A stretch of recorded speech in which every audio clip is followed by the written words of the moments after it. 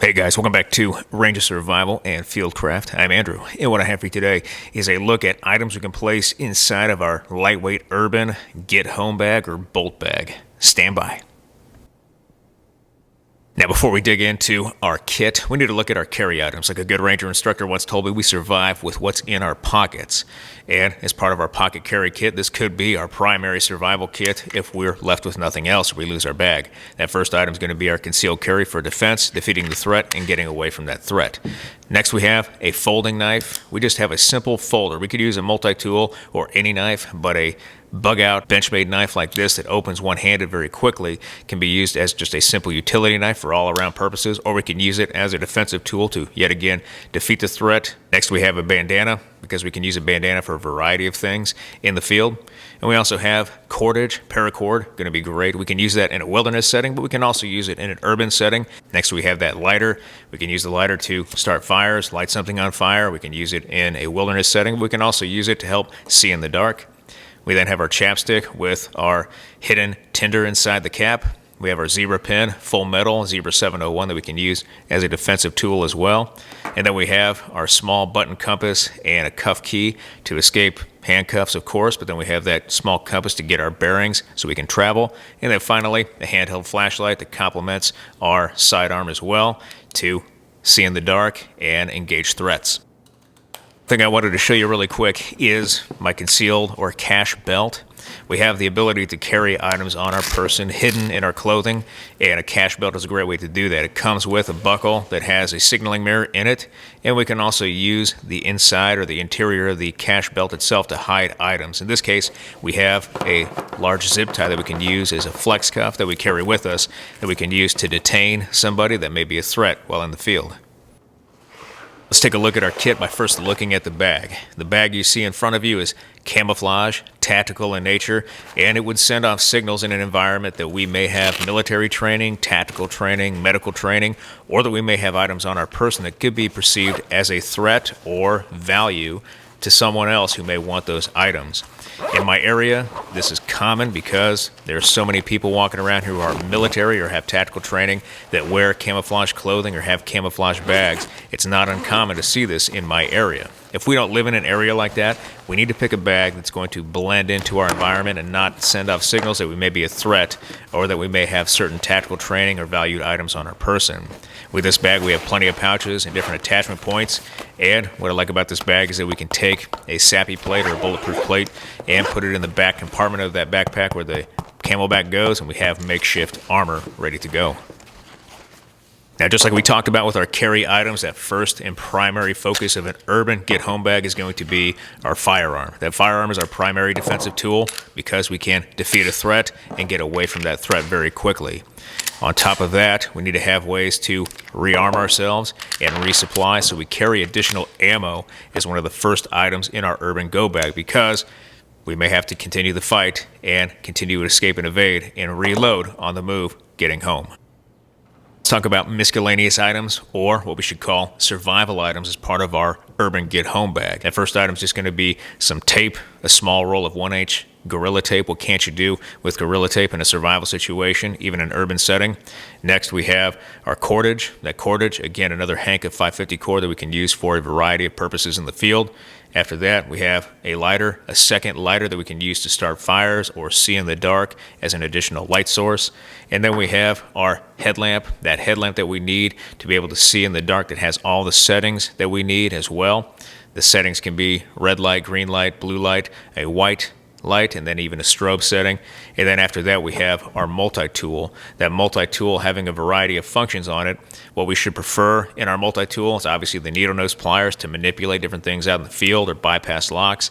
And then we have a straight blade that we can open with one hand, as well as a saw. And then on this particular multi-tool, we have other tools to help us function in an urban setting. One handy tool that we can have with us and carry with us is this survival keychain with items for an urban setting. The first item, a chem light that we can use for a signal or a marker in a dark place or to see in the dark. We then have a CPR mask. As a survival instructor, it's important that I get CPR training and medical training routinely. Next, a whistle for an auditory signal. followed by a small button light. Flashlight's very important for urban setting because we could find ourselves in the dark. We then have handcuff key to get out of handcuffs, and then a rescue me tool to escape a vehicle or extract ourselves from a vehicle or somebody else, and a very good keychain that we can keep with us, part of our basic kit every day. In an urban environment, just like in a wilderness environment, water is going to be one of our first priorities because we need water, and we may be running and moving constantly in an urban environment to get away from a threat or make our way back home. So having multiple ways to get water is incredibly important. That first one, just a simple single wall stainless steel canteen. This is a 40-ounce clean canteen that we can use to fill up with water and then take it with us on the move. We also have a filter that we can drink water from the source, as well as use it with a pop bottle. And then we have our silk cock key that we can use on the exterior of buildings to actually access the water and fill our water bottle and stay hydrated. Because of the multitude and magnitude of threats in an urban environment, we need to have an emergency blowout kit with us to treat catastrophic injuries and help save a life. And we're going to do that with our emergency blowout kit. That first item is going to be an Israeli dressing that we can apply to almost anywhere on the body to stop bleeding. We then have our compressed gauze to pack a wound and help stop bleeding. We have our combat action tourniquet, a tourniquet that we wrap around a limb to stop exsanguination or death through blood loss. And then finally our scissors to remove clothing to actually access the wound and treat it. One thing you may not know is that these combat shears or scissors are also called penny cutters, and they don't call them penny cutters for nothing. They will actually cut a penny in half, demonstrated as such. Land navigation is incredibly important. Even in an urban environment, it can be even more difficult land navigating in an urban environment because now instead of just going in a 2D, we have a 3D surface with buildings that we have to land navigate as well. One thing we can do to make our route planning a little bit easier ahead of time is take out our map, find a highlighter, and then we can highlight the route we want to take on our map. We highlight that route, too easy to see during the daytime, but what if we're at nighttime still land navigating in an urban setting in between cities? What we can do is take out our blue lens flashlight because of that highlighter, turn it on, highlight the map, and we can see that highlighted route very easily in nighttime. Other items as part of our land navigation kit are going to include a compass, in this case a wrist compass. A wrist compass is beneficial in an urban environment because we can take this compass out, slap it right on our wrist, and then continually reference it out in the field without having to pull a compass out of our pocket or out of our bag. On top of that, a GPS is extremely helpful in an urban environment because not only can we use it for straight line distances in land navigating, but we can also use it because it has a built-in map to find certain roads or features that we're looking for as part of urban navigation. In an urban setting, food is not a top priority, mostly because we can find it just about anywhere. Fast food, convenience stores, but we can still carry food on our person, snacks, and drink mixes or hydration packets while out in the field if we have to transition from an urban environment to a wilderness environment. Lastly, as part of our urban get home bag survival kit, we want to have clothes or a change of clothes or extra clothes in case it's raining outside or it's cold. But we want these clothes to be different colors and different variations from the ones we're wearing. And so we don't want to wear something similar. We want to wear something different if we have to pull those clothes out of our bag. One thing to show you here quickly is a technique for rolling your clothes and then placing them inside of your get home bag. Very easy. What we can do is take out our jacket or our pants or whatever we have with us, in this case our rain jacket.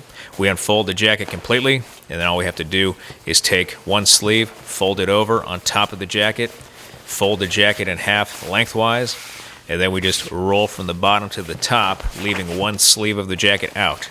We roll all the way up, and then all we have to do now is reach into the sleeve until we grab the body of the coat and then pull the sleeve over top of the actual coat itself, creating an enclosed space that we can use for easy travel, comfort, and takes up minimal space, easy packing. Good to go.